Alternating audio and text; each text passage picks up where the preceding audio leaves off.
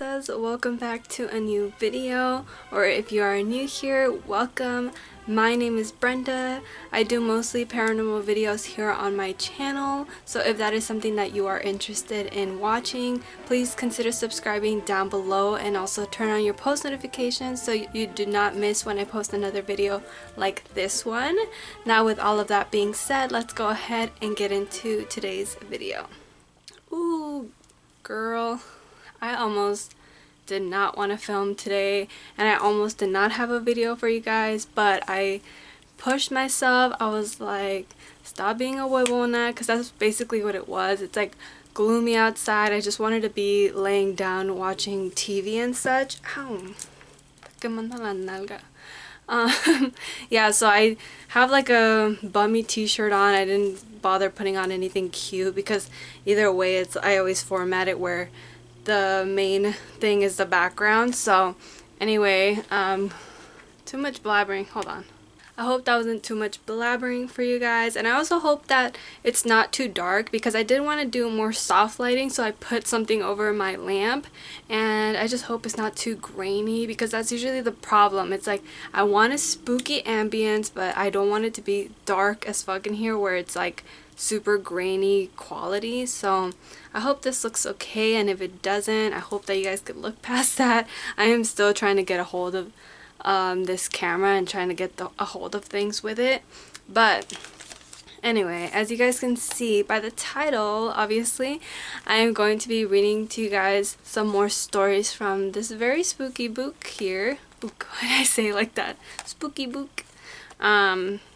You guys already know from the last one that I did, people did really like it. I just didn't have as many people like thrilled about it, but it was still fun for me to do, and I also don't have any content prepared for this week, which is why I was so like unmotivated, because I didn't do any research on anything, so I didn't have anything prepared to film today, which today is Saturday, and I usually post Mondays and Fridays. Those are my usual upload days, and not always. Sometimes I skip Mondays and just post on Fridays because your girl has a full-time job and I don't have time to do the research, the filming, the editing, the uploading. Like, I don't have time to do all of that, and I wish I had like another me to do all of that on the side. But anyway, I'm sorry, I'm talking too much. Let's get ahead and get into the story for today. God, I always scream. Like, I legitimately always scream when I see this. Like, would you not? I'm scared. I don't like it. She's cursed. Alright guys, so this one is another story that highly impacted my life after reading this book, and that I always, not this book, this story, and that I would always think about, and I still do to this day, and I feel like a lot of people who read this, especially if you're female, you think about this story a lot. I really wish my neighbors would stop stomping out. You hear all that? I hope you can. Okay, this one is titled High Beams. The girl driving the old blue sedan was a senior at the high school. She lived on a farm about 8 miles away and used the car to drive back and forth. She had driven into town that night to see a basketball game. Now she was on her way home. As she pulled away from the school, she noticed a red pickup truck follow her out of the parking lot. A few minutes later, the truck was still behind her. I guess we're going the same direction, she thought.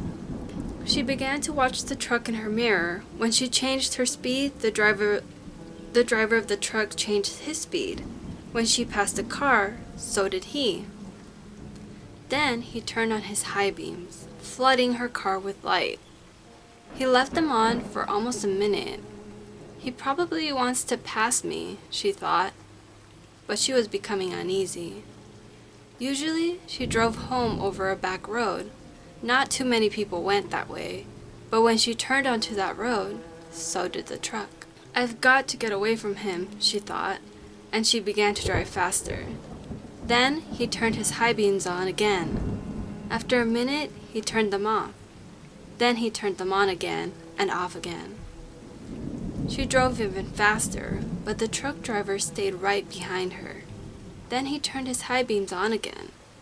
Once more, her car was ablaze with light. What is he doing? She wondered. What does he want? Then he turned them off again. But a minute later, he had them on again, and he left them on.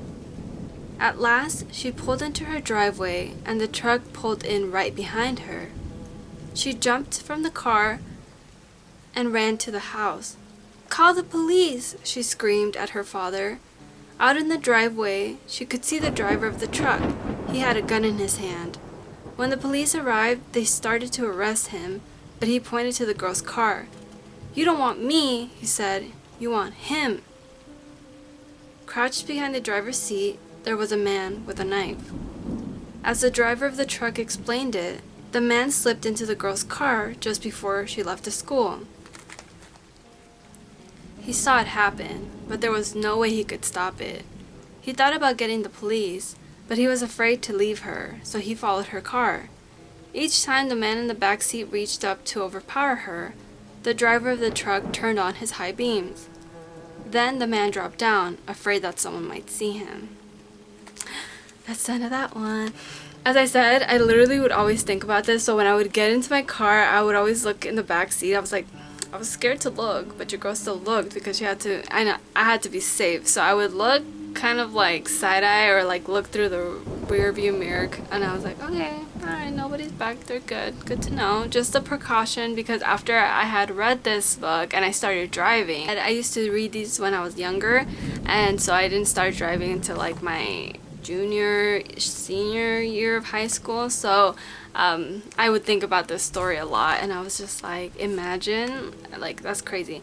But if I was that man, why would you not, when she came back to her car after you saw this man sneak into her truck, why would you not get out of your car and then go and tell her to not get in her car, and then, you know, instead of doing all of this thing, or start honking for her to pull over, or, you know, something.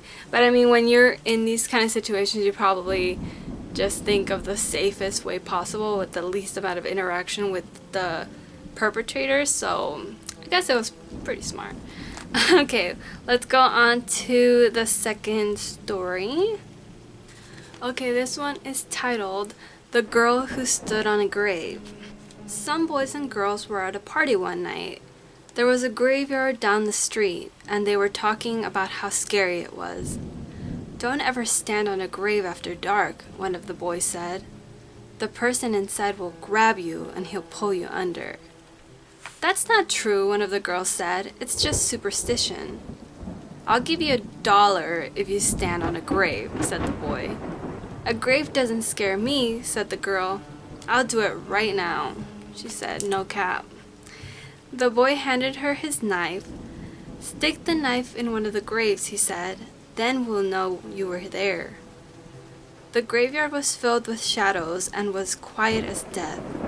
"There is nothing to be scared of," the girl told herself, but she was scared anyway.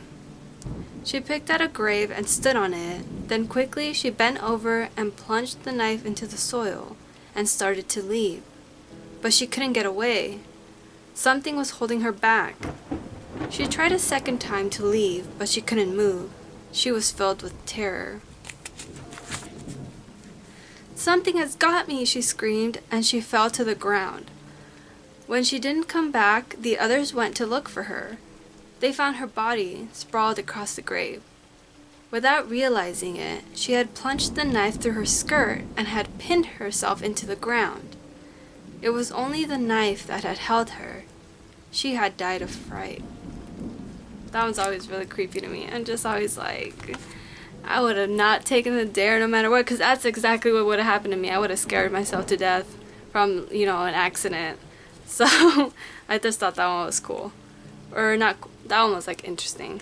Okay, let's move on to the next one. Why is the font? Ah! It's never going to stop. Every single time that I'm browsing through this thing, I get scared from that. Oh, I didn't even show you guys the illustration for either of the last two stories, which is kind of rude of me because I love the illustration in this book. It creeps me out so bad. Okay, this one's the one for the high beams. It's really creepy. I really like that. What other one did I read just now? The grave. Oh my god, I'm gonna run into that bitch again, I'm gonna get scared. Okay, this one's the one for the grave. Me trying to see. Okay. And I'm trying to figure out what other one I want to read, because... Alright, this one's kind of a silly one, but I still like this one, because it's fun. Okay, this one is The Viper. Oh, my foot's asleep. A widow lived alone on the top floor of an apartment house. One morning, her telephone rang. "Hello," she said. "This is the Viper," a man said. "I'm coming up." Somebody's fooling around, she thought, and hung up. A half hour later, the telephone rang again. It was the same man. "It's the Viper," he said. "I'll be up soon." The widow didn't know what to think, but she was getting frightened. Once more, the telephone rang. Again, it was the Viper. "I'm coming up now," he said. She quickly called the police. They said they would be right over. When the doorbell rang, she sighed with relief. "They're here," she thought. The police don't come that quick, bitch. But when she opened the door, there stood a little old man with a bucket and a cloth. "I am the Viper," he said. "I wish to wash and wipe the windows." I couldn't say that with a serious face. And that's basically that one. She was getting scared for no reason. This guy was wiping her windows. That's the little man right there. Creepy. Okay. Shall we do one more, my dear? I think we shall. Let me see. Oh, my foot's asleep. What's new? Okay. Hold on, give me a sec. Alright, this one is titled The Guests. Sorry, I kept looking at my viewfinder. I'm sorry, I'm trying not to. Okay. A young man and his wife were on a trip to visit his mother. Usually they arrived in time for supper, but they had gotten a late start and now it was getting dark. So they decided to look for a place to stay overnight and go on in the morning. Just off the road, they saw a small house in the woods. "Maybe they rent rooms," the wife said, so they stopped to ask. An elderly man and woman came to the door. They didn't rent rooms, they said, but they would be glad to have them stay overnight as their guests. They had plenty of room and they would enjoy the company. The old woman made coffee and brought out some cake, and the four of them talked for a while. Then the young couple were taken to their room. They again explained that they wanted to pay for this, but the old man said he would not accept any money. The young couple got up early the next morning before their host had awakened. On a table near the front door, they had left an envelope with money in it for the room. Then they went on to the next town. They stopped in a restaurant and had breakfast. When they told the owner where they had stayed, he was shocked. "That can't be," he said. "That house burned to the ground, and the man and the woman who lived there died in the fire."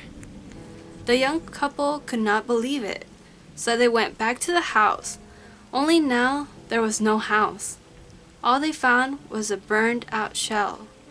They stood staring at the ruins, trying to understand what had happened.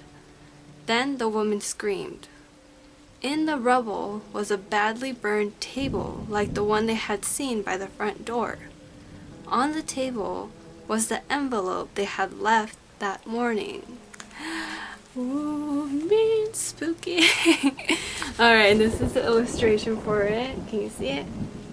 Ooh, spooky house. I like how little pump looks back there. That was a creepy one, isn't it?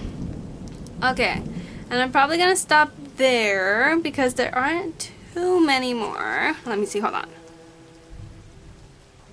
Okay, let's do this one.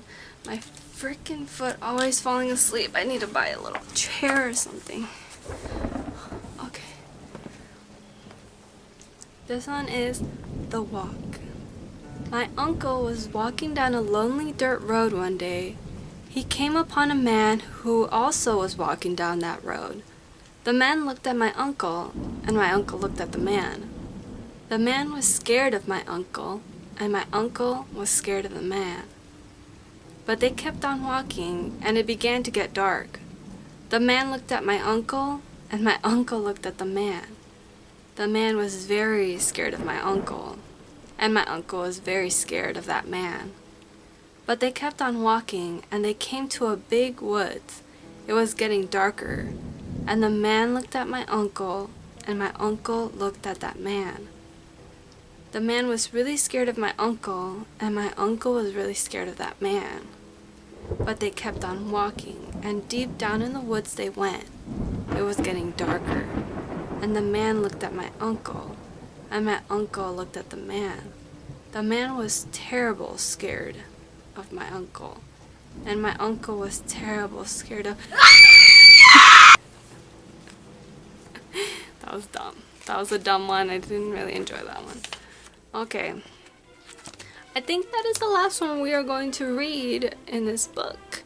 Let me know in the comments if you guys like these sort of things or not. I might get the other books if you guys do, or I might download it on my phone, whichever one is easiest for me. But yeah, let me know what you guys think about me reading those stories. I just have fun going back and reading them because I just love them. I love these books so much, and I know a lot of people out there do too.